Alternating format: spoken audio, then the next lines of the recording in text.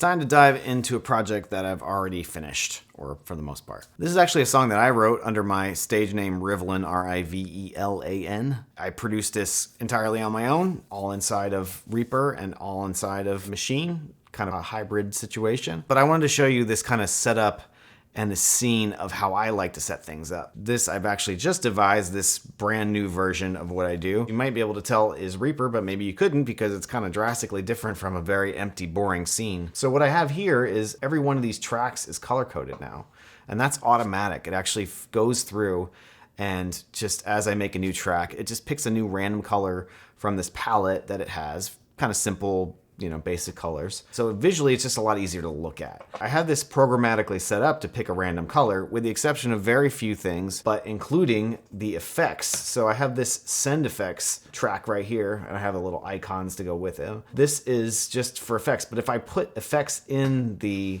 name, it actually just makes it that red color,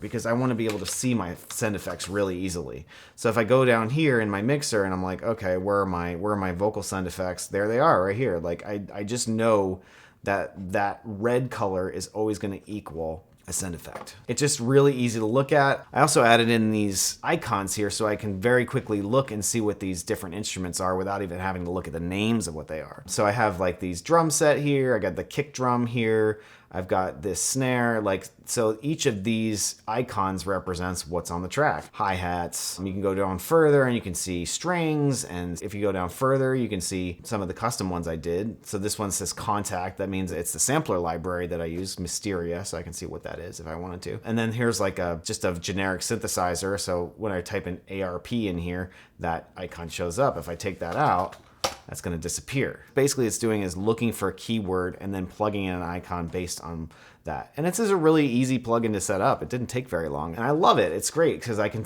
really see really quickly what's going on. I did take a little longer to set up these little icons, so I kind of took it into Photoshop and kind of messed around with it and put some text into, I modified this one right here, this one that says under the ARP.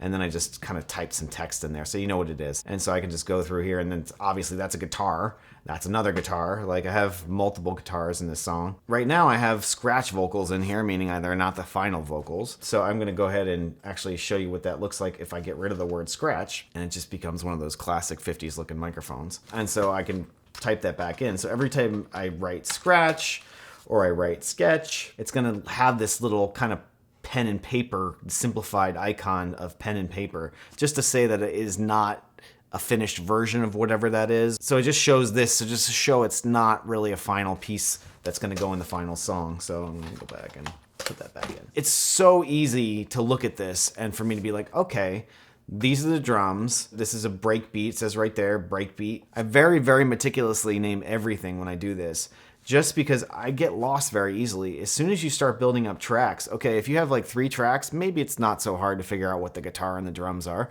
but it's much easier to kind of just spend 3 minutes and kind of just go through here and do all this stuff. So it's a little bit of manual labor to set up all these names and set up all the colors and to set up the shortcuts, like, random shortcut commands like Alt F. Like if I'm gonna select this, it's going to show me my effects window.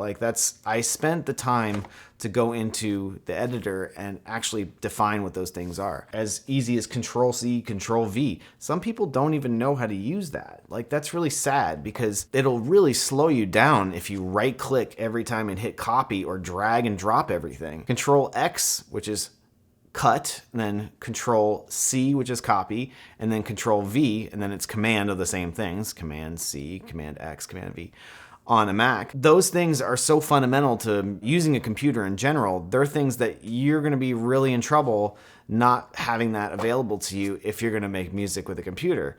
And it's going to feel awful to right click, drag, right click, drag. Don't do that, select, your track here and just hit Control C and Control V. This is why shortcuts are easy. I'm just holding that down. Otherwise, I would have to go like this. Go the direction where I want it, and I would have to scroll down here, and it says paste. It's just a lot less intuitive than just clicking Control V, and you're done, okay? Obviously, I put it in the wrong track. But I'm a big proponent of workflow enablers, like things to make it more automated, things to make it more fluid.